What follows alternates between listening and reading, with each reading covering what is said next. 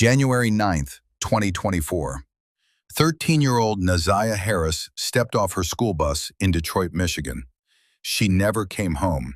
Within hours, investigators began working backward through her final movements. For months, detectives combed Detroit and surrounding areas, searching abandoned buildings, wooded areas, and waterways. Volunteer search parties joined the effort, pushing through winter weather. Law enforcement expanded into neighboring cities and towns. Week after week produced nothing. The initial 72 hours of a missing persons case are critical. That window for a live recovery shrinks with every passing hour. Ziyah's family launched a desperate campaign. Social media posts went viral. Flyers covered Detroit. But as days turned into weeks, the hope began to darken. The search transformed. It became a race against time. Every day without answers compounded the anguish. The question that haunted investigators was no longer if something had happened to her. It was what. But as detectives dug into Ziyah's background, they found something crucial that changed the entire investigation. 2 years before she vanished, family members had reported her to Child Protective Services. They believed she had been abused. The allegations had not triggered an investigation, but for detectives, it was a red flag. They obtained those CPS records. The name was Jarvis Butts.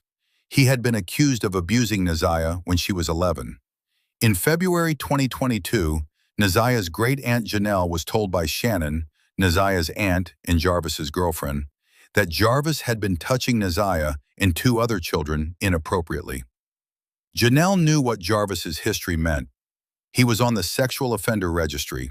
He had served 8 years in prison for third-degree criminal sexual conduct. This was not a man with allegations. This was a man with a conviction. On April 13, 2022, Janelle called CPS and filed a formal complaint. She heard nothing back. No follow-up, no investigation. Another family member filed a separate report 2 months later. CPS conducted interviews this time. They determined the risk was low. The case closed. But the allegations had put Jarvis on detectives' radar. They began asking, if 2 separate family members had reported abuse in 2022, what had been happening between then and now? On February 15, 2024, police brought Jarvis in for questioning. This was less than 6 weeks after Ziyah went missing. During the interview, he claimed he had been dealing with a legal matter on the day Ziyah disappeared. He said he knew nothing about her whereabouts. He mentioned casually that she sometimes visited his auto shop to spend time with his daughter, her cousin. An innocent explanation for an innocent relationship. He denied any involvement. Police did not believe him. The detectives had experience with this type of interview. They had seen predators minimize their contact with victims. They had heard the careful explanations designed to sound plausible while concealing the truth. Jarvis's account did not ring true because it contradicted what they would soon discover in his communications. As the investigation continued behind closed doors, law enforcement focused their attention entirely on Jarvis Butts. The family allegations about inappropriate behavior, his registration as a sex offender. The pattern was there. It was enough to place him at the center of their inquiry. But allegations alone do not secure a conviction. Evidence does, and detectives knew they needed to find it. When detectives took a closer look at Jarvis's phone and his internet search history, what they found was worse than they expected. On January 9, 2024, the day Ziyah disappeared, a text came through on her school-issued tablet. It was sent to Jarvis. The message read, "Don't forget to be here before 3. I will let you know when I'm leaving the school. If you're not here, I will wait." A second message followed. "Send okay if you see the message so I can delete your number." Jarvis responded, "Okay."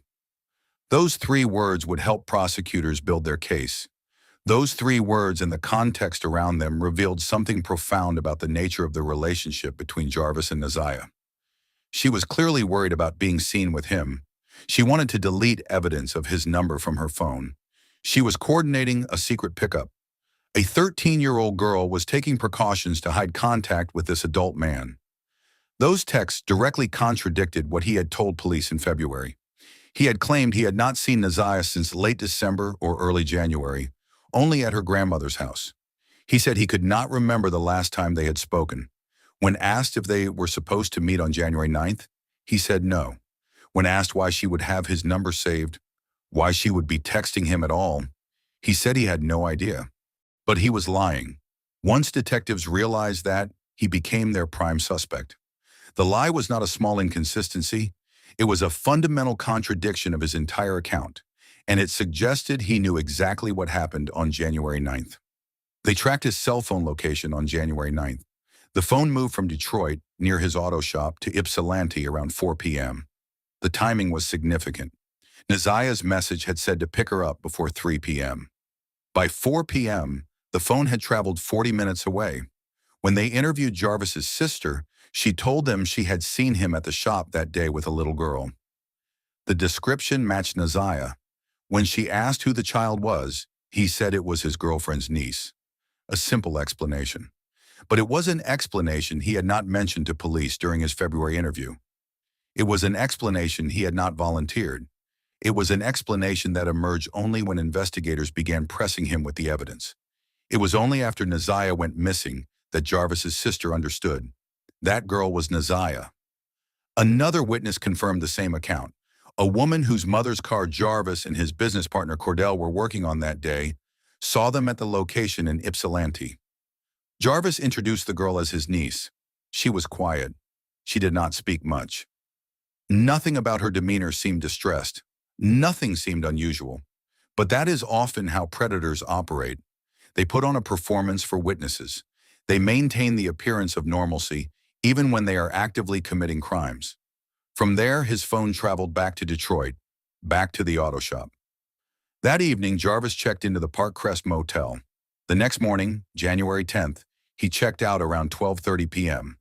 His phone then showed movement into the River Rouge area of Detroit, a remote section of the city where abandoned lots and wooded areas provided isolation. Investigators searched the locations his phone had pinged. Near 7 Mile and Burke Road, in a wooded section, they found articles of clothing: red and black and white Nike sneakers, a pink jumpsuit, a hoodie, gloves, a dirty towel. Every item matched what Ziyah had been wearing the day she disappeared. DNA was collected from each piece. The evidence was stacking against him. Witnesses placed them together. He had lied about seeing her. Her clothing was found along his route. But what the detectives discovered when they examined his phone and internet history revealed something far more sinister. Jarvis had been grooming Ziyah. He had been abusing her for years. Text messages between them dated back to 2022. They showed a relationship that had been inappropriate since she was at least 11 years old. The content of those messages described a disturbing pattern that detectives chose not to detail publicly. But one message stood out. In September 2023, months before she went missing, Ziyah sent Jarvis a text. She believed she had missed her period. What followed was a series of exchanges between a frightened child and an adult man who held power over her. Ziyah told him she was scared. She said she did not know what to do. She said she had to go to the doctor the next day. Her fear was evident in every message. Jarvis responded that he thought she had already taken a pregnancy test and it was negative. But she insisted she needed another one. She had no money. She asked him to get it for her. When he did not respond immediately, she sent more messages. Growing more desperate, she urged him to act. "You ain't scared to get a plan B? Get a pregnancy test and bring it later today. Just act like you have to use the bathroom." The desperation in that message is unmistakable. She was not asking, she was pleading. She was a child alone in a situation she did not know how to handle. She was dependent on the adult who had created the situation. She waited. Then she tried again. "Please, will you do it? Hello?" Finally, Jarvis answered. "Okay." That message changed everything about the investigation. Ziyah was pregnant. At 13 years old, Jarvis Butts was the alleged father. For the detectives, the motivation became clear. Jarvis had not only been abusing her, he had been grooming her for years, systematically breaking down her defenses and making her dependent on him. And now she was pregnant with his child. That was a problem he could not afford to have exist. That was a problem with a deadline. For a 13-year-old girl, a pregnancy does not hide itself forever. Eventually, doctors would ask questions. Eventually, people would know. Eventually, there would be evidence. For Jarvis, the clock was ticking. As a registered sex offender with a history of abusing children, he understood the consequences if anyone found out what he had been doing. Prison, years of it, federal charges, mandatory sentencing. He decided there was only one solution. In December 2023, after finding out about the pregnancy, Jarvis began searching. The searches reveal a man in crisis, trying to solve a problem he had created. Between December 8th and December 11th, he repeatedly looked up information about abortion. He was methodical. He visited the Planned Parenthood website multiple times. He researched abortion pills and over-the-counter medications. He looked at websites promoting herbal remedies that women claimed could end pregnancies. Red herbal teas, natural solutions. But these searches were not based on helping Ziyah access safe medical care. They were based on concealment. And when legitimate options began to feel uncertain or slow, he searched for something else entirely. He searched for information about red antifreeze. Antifreeze is a poison. For a man trying to make a problem disappear, that search represents a crossing of a line. It represents the moment when the calculation shifted from terminating a pregnancy to terminating a person. By the time investigators obtained those search records in early 2024, they had the answer to what had happened. Despite the fact that Ziyah's body had not been found, the evidence told them Jarvis Butts had murdered her. The texts, the location data, the witnesses, the search history. Together, they constructed a narrative that prosecutors believed they could prove beyond reasonable doubt. On September 26, 2024, exactly 1 year after Ziyah texted Jarvis about the pregnancy, he was charged with first-degree murder, child sexual abusive activity, and second-degree criminal sexual conduct. At the press conference announcing the charges, prosecutors described him in direct terms. They called him a serial predator. They called him a classic expert groomer and pedophile.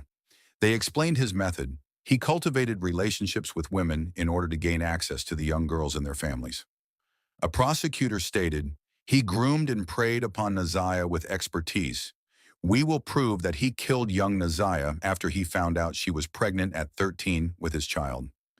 This case sits at the intersection of two systems that failed. The family members who reported Jarvis to CPS in 2022 did everything right. They recognized danger. They identified it correctly. They reached out to the agency that exists specifically to protect children from this type of harm. But CPS opened files and then closed them without intervention. No charges were filed. No protection was ordered. No ongoing monitoring occurred. Jarvis remained free to continue what he was doing. Understanding why that happened would require looking at systemic issues in how child protective agencies operate, issues that exist across the country, resource limitations, caseload pressures, the difficulty of gathering evidence for allegations that often happen behind closed doors. These factors do not excuse failures, but they help explain them. What we know is this. Between April 2022, when Janelle filed her report, and January 2024, when Ziyah disappeared, nearly 2 years passed. During that time, Jarvis groomed her further. During that time, he impregnated her. During that time, he planned for what to do about it. By the time Ziyah went missing, that abuse had escalated into something irreversible. This is not a case about a sudden criminal act. This is a case about a trajectory. This is a case about a child who was failed by the adults around her and by the systems designed to protect her. This is a case about a predator who understood those systems